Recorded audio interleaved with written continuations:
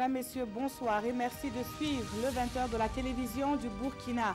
À la une de l'actualité ce soir, 508 chefs d'entreprise venant des 4 coins du monde séjournent en ce moment dans la capitale burkinabé. Le dénominateur est commun, tous veulent nouer des partenariats fructueux. Des pays comme la France, la Taïwan et la Tunisie ont fait le déplacement de Ouagadougou à la faveur du 5e forum Africalia. Eux sont moins nombreux, 12 personnes répondent de leurs actes au tribunal de grande instance de Fadam-Gourma. Elles sont soupçonnées d'avoir participé à des actes de rébellion dans la zone pastorale Tapoua-Bopo. Certains reconnaissent les faits qui leur sont reprochés et demandent la clémence de la juridiction. Et puis, en Syrie, la communauté internationale appelle à une trêve dans la Ghouta orientale de Damas. La région subit depuis plusieurs semaines les bombardements du régime syrien. En 5 jours, l'enclave rebelle enregistre près de 400 victimes, essentiellement des civils, des enfants et des femmes. Bonsoir et bienvenue à tous. Depuis une décennie, le Burkina Faso ouvre ses portes à des centaines d'hommes d'affaires venant des 4 coins du monde pour prendre part au Forum Africalia, la conférence inaugurale de la 5e édition de ce Forum ouest-africain de développement des entreprises est effectuée dans la matinée de ce 22 février. C'est le président du Faso qui a présidé la cérémonie dont voici le compte-rendu avec Nong Bakouda et Moumouni Soubeiga. 400 chefs d'entreprise annoncés, ce sont 660 participants dont 508 entreprises qui ont répondu présents à cette 5e édition du Forum Africalia, le Forum ouest-africain de développement des entreprises. Une participation record saluée dès l'ouverture des travaux par la Chambre du commerce du Burkina et le président du Faso. Pour Okmar Christian Kaboré, Africalia est une opportunité d'affaires que le secteur privé doit saisir. Pour le chef de l'État, le Burkina Faso dispose de nombreuses potentialités et le pays mettra tous les moyens nécessaires pour assainir le climat des affaires et favoriser les investissements. Le Burkina Faso entend exploiter tous ses atouts pour contribuer fortement à la renaissance du continent africain, toute chose qui passe par la prise en main par les Africains de leur propre destin. J'interpelle le secteur privé africain pour saisir toutes les opportunités d'affaires offertes par nos États et leurs partenaires privés d'Afrique et d'ailleurs. Je puis vous assurer que le gouvernement a pris toutes les dispositions pour assurer la sécurité des personnes et des biens et travaille à offrir aux opérateurs économiques que vous êtes un environnement des affaires incitatif. D'ores et déjà, j'invite les ministres sollicités à se rendre disponibles pour les investisseurs qui souhaiteraient échanger avec eux sur des questions spécifiques. La représentante du parrain, le président de la commission de l'UOMOA et le représentant du président de Futuralia ont salué les efforts déployés par la Chambre de commerce du Burkina et les autorités pour faire d'Africalia un rendez-vous majeur des affaires. Faire de cette 5e édition un succès, c'est ce que souhaitent les organisateurs du forum. Et au regard de la participation, ils restent convaincus que les défis seront relevés. C'est une édition qui, aujourd'hui, au regard donc, des chiffres des entreprises qui sont attendues à Africalia, montre clairement effectivement donc, que l'événement va en grandissant parce que une moyenne de participation des différentes années passées autour donc, de 450. Aujourd'hui, nous atteignons 600 participants. Donc, c'est à l'honneur de Africalia. Avec 19 pays, ça bat le record des éditions passées. Aujourd'hui, si vous regardez, c'est tous les continents pratiquement. Donc, ce qui veut dire que les investisseurs ont confiance à la destination de Burkina Faso. Et que ce soit des rencontres fructueuses et comme des rencontres des affaires, que les entrepreneurs puissent nouer des partenariats gagnant-gagnant. Après l'ouverture, le forum se poursuit avec un exposé sur les potentialités d'affaires qu'offre l'espace UOMOA et des rencontres B2B. Et en attendant les recommandations et les conclusions, les organisateurs ont annoncé que Africalia devient désormais tournant. Et c'est la Côte d'Ivoire qui va abriter la 6e édition en 2020. Et oui, la Côte d'Ivoire fait partie des 19 pays africains et venant du reste du monde à être représentés à ce 5e forum économique. La Tunisie ou encore Taïwan espèrent tous voir naître de nouvelles opportunités d'affaires. Certains chefs d'entreprise se prononcent sur les enjeux de ce forum. ici pour participer à Africalia, venant bien sûr des États-Unis. Notre objectif pour cette participation, c'est d'abord nouer des contacts d'affaires et ensuite voir dans quelle mesure nous pouvons renforcer notre présence ici, non seulement au Burkina et dans la sous-région ouest africaine. This is my second time to here, so yes, I'm happy to here. C'est la deuxième fois que nous venons, et même si le trajet est un peu très long, et les produits que nous amenons, c'est les lecteurs de barcode pour le supermarché à Africalia, parce qu'ici nous pourrons rencontrer des entreprises de l'Afrique de l'Ouest et aussi des acheteurs. Nous sommes venus présenter des produits, ce sont des produits à base de caoutchouc, puisque la SAP olympique est spécialisée dans la transformation du caoutchouc. Voilà, donc il y a les pneumatiques qui sont là, les pneus et puis chambres à air, et puis il y a les produits caoutchouc industriel, des articles techniques en caoutchouc. Donc c'est une occasion de pouvoir échanger avec eux, présenter nos produits et pouvoir avoir d'autres opportunités d'affaires. Voilà donc des propos recueillis sur le site d'exposition du forum par Nong Bakouda et Moumouni Soubeiga. Le président du Faso a accordé une audience au premier responsable de la société Saint-Vincent de Paul. Renato Lima Oliveira est venu solliciter le soutien du gouvernement burkinabé pour la réussite des actions que la société compte mener ici. Le point de cette audience avec Jean-Eudes Bayala et Olopoda. Utilisons notre vie pour faire du bien. Cette devise qui guide les pas de la société Saint-Vincent de Paul se matérialise par des actions caritatives dans différents diocèses au Burkina Faso depuis 1956. C'est ce travail d'assistance sociale que le président général international de ce groupe religieux est venu présenter au président du Faso et solliciter son accompagnement. The audience with our national president of the Republic of Le président du Faso a souhaité que nous améliorions notre collaboration en vue de venir en aide aux populations. Aujourd'hui ou demain, je vais visiter plusieurs activités de jeunes, rencontrer des religieux. Un excellent agenda a été préparé ici. J'aurai d'intenses travaux pendant ces 2 jours avant de m'envoler pour le Nigeria. C'est notre première visite en Afrique et nous avons voulu commencer par le Burkina Faso parce qu'ici, un excellent travail est en train d'être fait pour aider les populations démunies. Présente dans 150 pays à travers le monde, dont 41 pays en Afrique, la société Saint-Vincent de Paul intervient dans la discrétion, dira le président national Justin Zinkoné. Ses cibles sont les personnes les plus pauvres et les jeunes en situation difficile. Et après cette audience, le président du Faso s'est envolé pour la Belgique où il est arrivé en fin d'après-midi. Ce soir même, le président du Faso doit participer à la conférence de haut niveau sur la sécurité et le développement au Sahel. Nous reviendrons sur cette actualité avec notre envoyé spécial Frédéric Etienne Bassenga. Au premier ministère, des échanges se sont menés sur la coopération bilatérale et technique entre le Japon et le Burkina Faso. Le nouvel ambassadeur en poste depuis mai dernier annonce dans la foulée l'accompagnement du Japon dans la mise en œuvre du PNDS.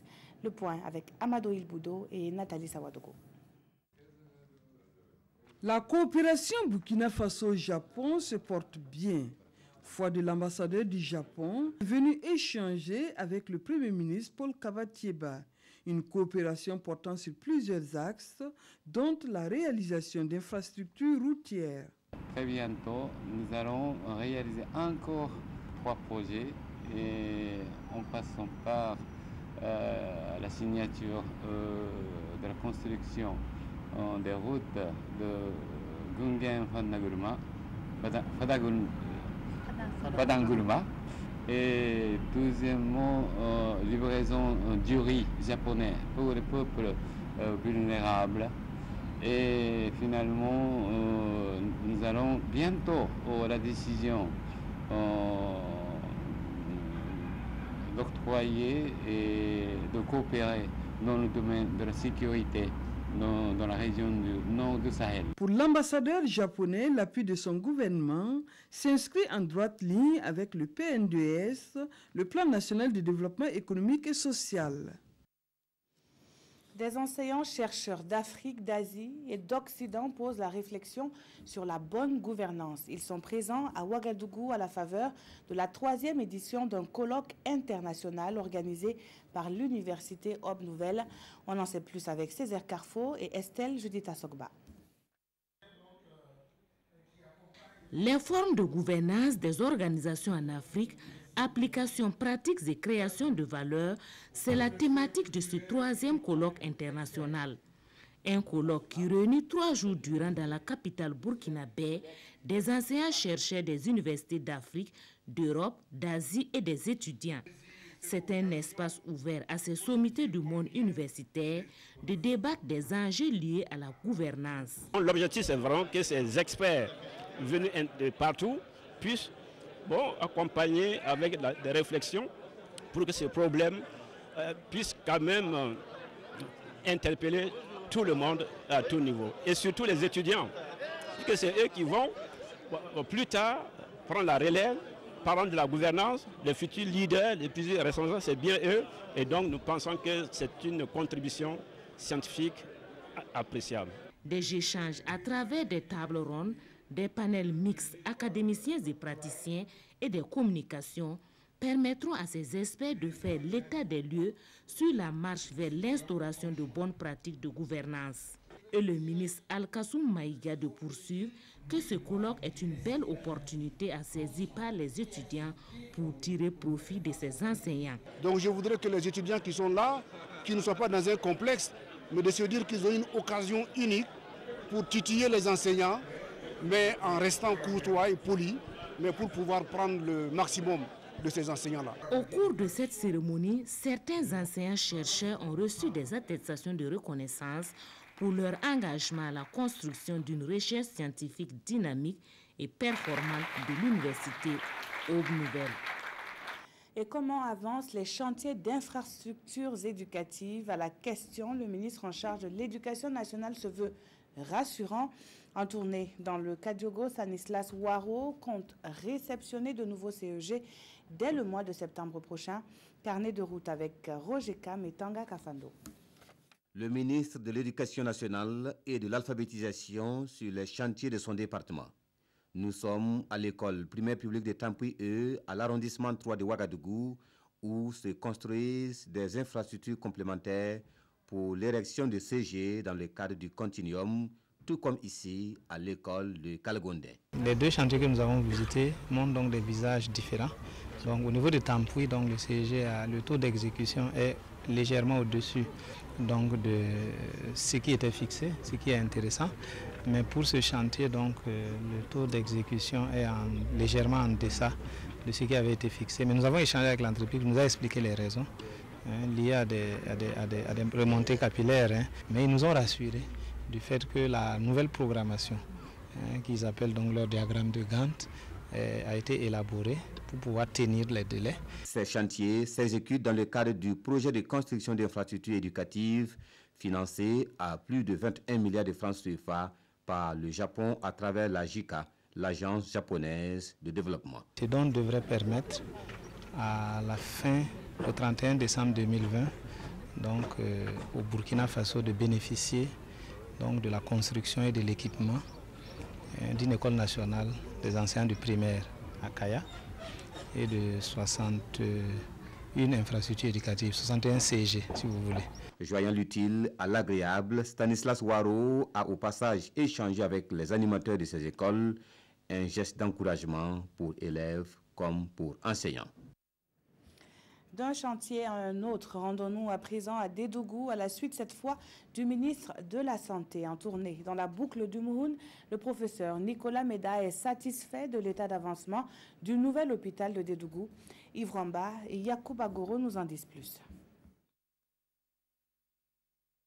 Sur le chantier de construction du nouvel hôpital de Dédougou, le ministre de la Santé est venu constater l'état d'avancement des travaux. Un projet de construction évalué à plus de 18 milliards de francs CFA et qui va permettre de doter la région de la boucle de Mouhoun d'un hôpital régional universitaire pour une prise en charge efficace des malades. Les travaux de la maternité sont avancés, mais l'entreprise accuse un retard de plus de 3 mois. Globalement, les travaux qui avaient connu une souffrance de démarrage au début, avec même l'abandon du premier entrepreneur, ont été accélérés. Il y a 3 entreprises sur le terrain qui accélèrent, qui avancent. Et aujourd'hui, il y a une satisfaction totale par rapport à ce qui devrait se réaliser.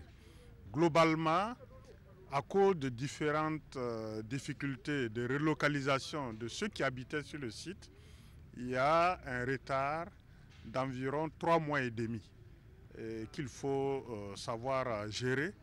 Cette sortie du ministre a permis de relever les réalités du terrain et de mettre à nu les conditions de travail de ses collaborateurs dans cette région.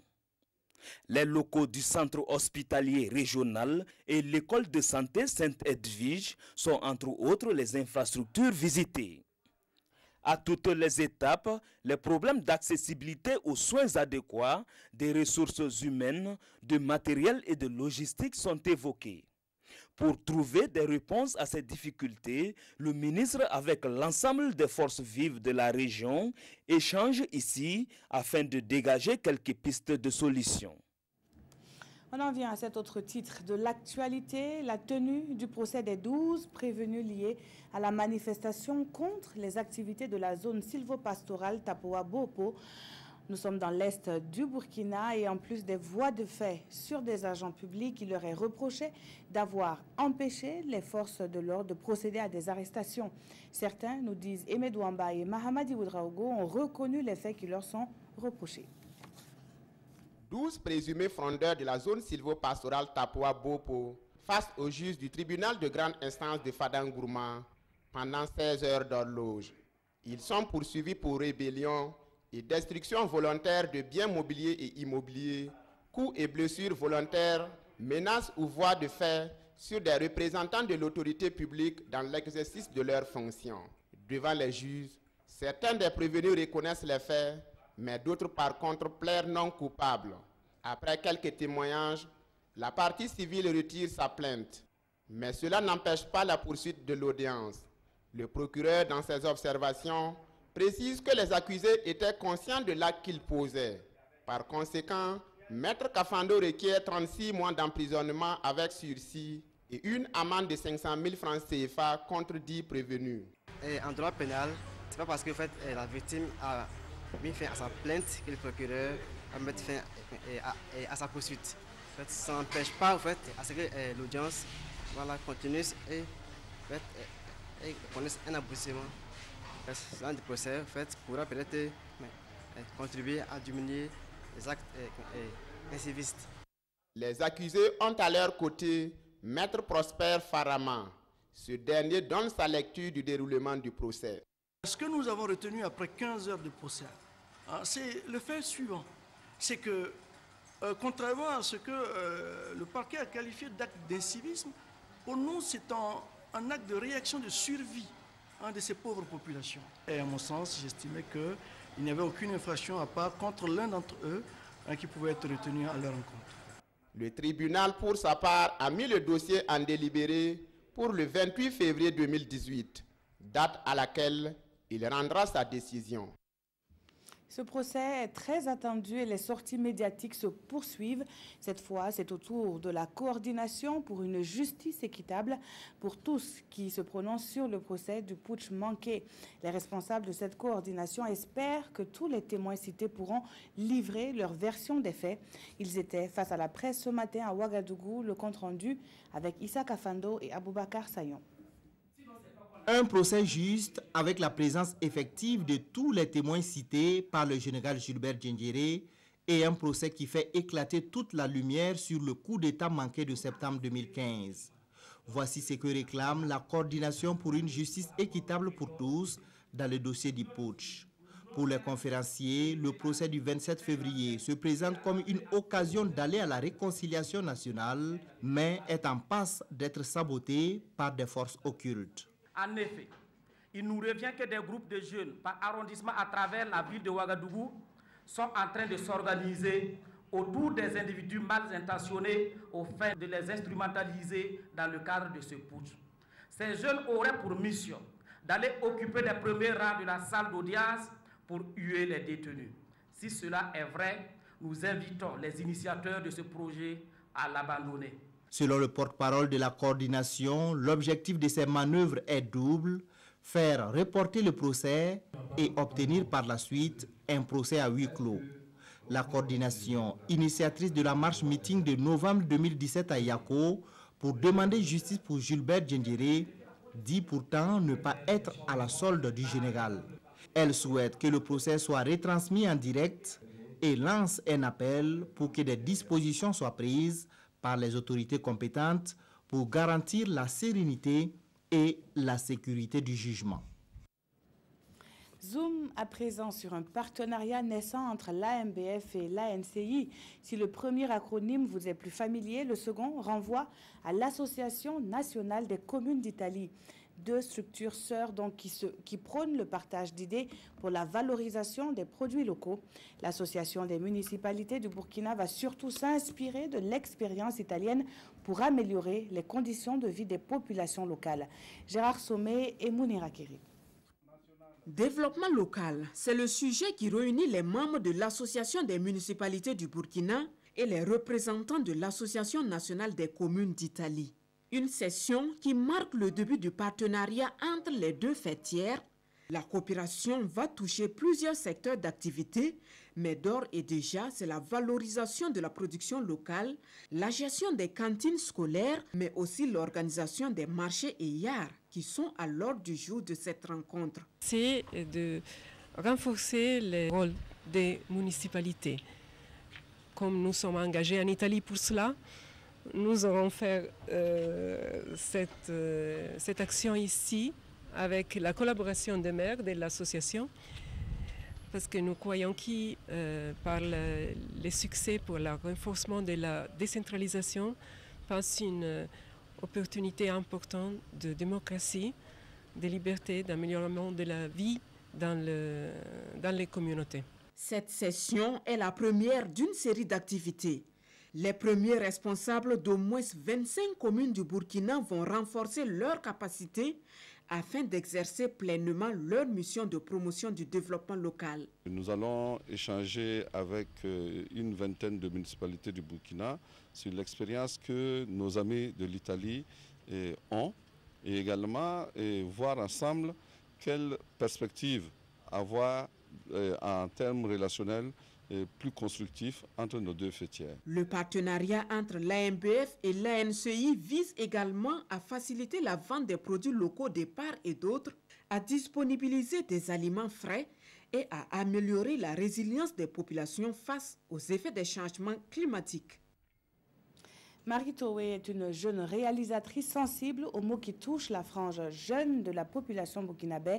Pour son coup d'essai, elle offre un film sur les violences faites aux jeunes filles à l'improviste. C'est le titre de ce film présenté au grand public en présence de Konsoun Koulibaly et Zalissa Sanfo. C'est ainsi que se termine la journée de cette jeune fille. À la recherche de sa pitance quotidienne, elle aura parcouru toute la ville sans un seul client qui s'intéresse à sa marchandise. Et le soir, en rejoignant son domicile, elle est violée par des jeunes. Une scène révoltante, pourtant une réalité vécue par beaucoup. Cette réalité est dépeinte dans un film de 9 minutes de Marie Toé intitulé « À l'improviste ».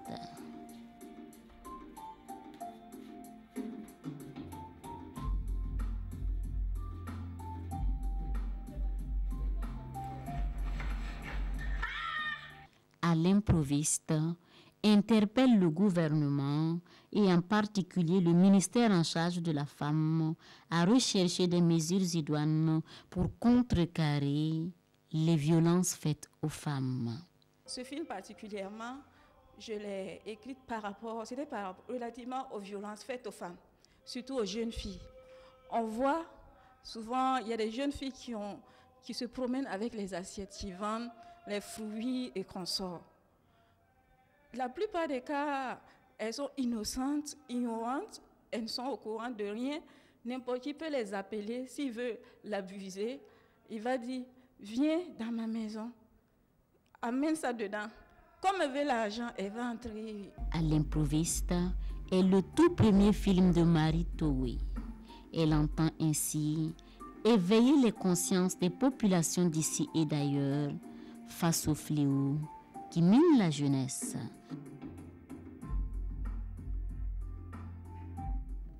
En sport, c'est un coup dur pour le Rail Club du Kadiogo hier soir à Libreville en match retour des préliminaires de la Ligue africaine des champions. Le RCK est tombé face au centre de formation Mounana. Score 2-0. Les hommes de Kambou Malo quittent la compétition malgré leur victoire obtenue à l'aller à Ouagadougou. Retour sur la rencontre avec nos envoyés spéciaux au Gabon, Salifou Belem et Jean-Modeste Ouedraogo. Fin de rêve pour les Faucons du Rail Club du Kadiogo, contraints par le CF Mounana d'être spectateurs de la Ligue africaine des champions. Les hommes de Kambou Malo, gonflés par la courte avance d'1-0 au Makale, entament la rencontre avec sérénité. Un bloc équipe en place, une défense stable, tous les ingrédients sont réunis pour arracher la qualification. Mais hélas, Rachid Koulibaly et ses coéquipiers, fébriles en défense, subissent les assauts de l'adversaire. À la 29e minute, Dorian Mono ouvre le score en faveur de Mounana. La réaction du RCK intervient quelques instants plus tard. Augustin Abem touche le montant de Yves Bitseki. Les Faucons sont sur de bons rails. 0-0, c'est le score à la pause. À la reprise, les Gabonais mettent le pied sur le ballon et finalement, Abdou Gamilou Akabao double la mise pour Mounana. 2-0, le RCK compromet sérieusement ses chances de qualification pour les 16e de finale. On a vraiment des regrets parce qu'il y avait vraiment de la place pour se qualifier ce soir. Il y avait vraiment de la place. On s'est fait des occasions, mais l'efficacité toujours devant le but, on n'a pas pu scorer. Sinon, on partait à la mi-temps 2-1 ou 1-1. Donc, c'est ça aussi, on va se préparer et pour les années à venir. Retour à la case départ pour le RCK représentant burkinabé en Ligue africaine des champions. Le championnat et la Coupe du Faso sont désormais dans le viseur des Faucons. Et l'aventure s'arrête également pour l'étoile filante de Ouagadougou battue hier mercredi 1-0 à l'Olympic Star, du Burundi. Au stade du 4 août, vous avez pu le suivre, ce match en direct. Et le match aller, le score était de 0-0. L'actualité internationale en Syrie, l'horreur se poursuit dans la Ghouta orientale de Damas. Plusieurs bombes se sont abattues ce mercredi sur la région qui subit depuis plusieurs semaines les bombardements du régime syrien. Près de 400 personnes, dont des enfants et des femmes, ont perdu la vie en seulement 5 jours et la communauté internationale appelle à une trêve. Un déluge de bombes, des secouristes qui risquent leur vie et des habitants pris au piège qui se terrent. La localité de Hamourié, située dans la Ghouta orientale, a été pulvérisée par le régime syrien ce mercredi. Depuis 5 jours, c'est toute l'enclave rebelle située à quelques kilomètres de Damas qui fait face à la fureur du régime de Bachar al-Assad qui poursuit ses bombardements. Plus de 300 personnes ont été tuées, dont 79 enfants. L'UNICEF n'a plus de mots pour dénoncer l'horreur. L'ONU parle d'enfer sur terre et les blessés continuent d'affluer. Dans cet hôpital, les unités de soins, de chirurgie, de pédiatrie sont fermées. Tous les services de l'hôpital sont complètement hors service. La destruction est totale. L'hôpital a été la cible de 4 frappes aériennes et de frappes de l'artillerie. Au cours des derniers jours, au moins 13 hôpitaux soutenus par Médecins sans frontières ont été bombardés dans la Ghouta orientale. Le transport des personnes sur les tricycles après 19 heures ne sera plus toléré à Bobo Dioulasso. La décision entre en vigueur dès le 20 mars prochain, apprend-on dans les quotidiens du jour. D'autres sujets sont également abordés dans la revue de presse que signe Abdul Rasmane Zongo. L'histoire est banale, mais la conséquence est colossale. Pour un rat enfumé, cette grenier consumée, soupire l'Obs. Des rats attisent la convoitise des enfants qui provoquent la famine, enfin presque, chez le sieur Sibri Ouedraogo, cultivateur de son état. Des gamins racontent aujourd'hui au Faso en course-poursuite contre des rats voleurs dans un repli tactique, réfugiés dans un trou. Les chasseurs y mettent le feu. L'incendie détruit toute la subsistance d'une large famille de 40 à 45 personnes et 7 greniers au total sont consumés au village de Bangrin dans le San Matenga. Et le maire de Bassalgo, à Jutlops, vole au secours des sinistrés avec 150 kg de vivres. Rendons-nous à présent dans la ville de Sia, où désormais le transport nocturne des passagers par les tricycles sera interdit après 19 h, titre l'Observateur. C'est une décision, détaille l'Express du Faso, du commissariat de police de la ville de Bobo-Dioulasso et qui entre en application dès le 20 mars prochain et vise à optimiser la sécurité des usagers, mais également la fluidité du trafic. Revenons à Ouagadougou où Maître Ambroise Farama affiche aujourd'hui au Faso, mais sur le fonds baptismaux, l'OPA, Organisation des peuples africains. Je cite, « C'est un parti politique avant-gardiste et panafricaniste selon son président et propose un projet révolutionnaire fondé sur le néo-panafricanisme. Des projets et pas forcément révolutionnaires, eux aussi en ont, eux qui sont les nouveaux occupants des perchoirs de la RTB et des éditions Sidoya. Pascal Mbouanou Tombiano et Mahamadi Tenyan, c'est connu depuis hier, sont les nouveaux 2G connus des médias publics, titre les éditions Sidoya. Tout de suite, après le journal spécial Africalia, votre magazine de santé revient. Je vous propose de suivre un extrait portant sur la survie et la santé du nourrisson. C'est le thème de votre magazine sur la santé. C'est un extrait que nous propose Lazare Pouya. Lorsqu'un nouveau-né apparaît dans une famille, il y a sans doute la joie. Mais au-delà de cette joie, il y a la lutte pour la survie et la santé de ce dernier.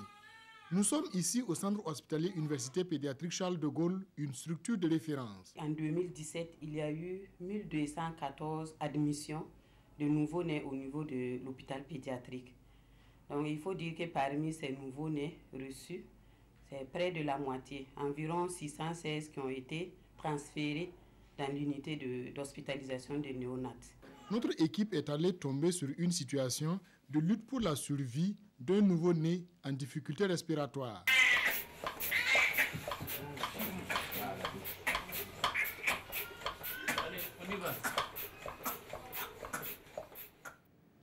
Voilà donc l'intégralité de ce grand reportage à suivre tout à l'heure à partir de 21 h en direct sur la télévision du Burkina. Mais avant, je vous le disais tantôt, un journal spécial Africalia présenté par Viviane Tiendrebego. Merci pour votre fidélité au programme de la télévision du Burkina. Bonsoir.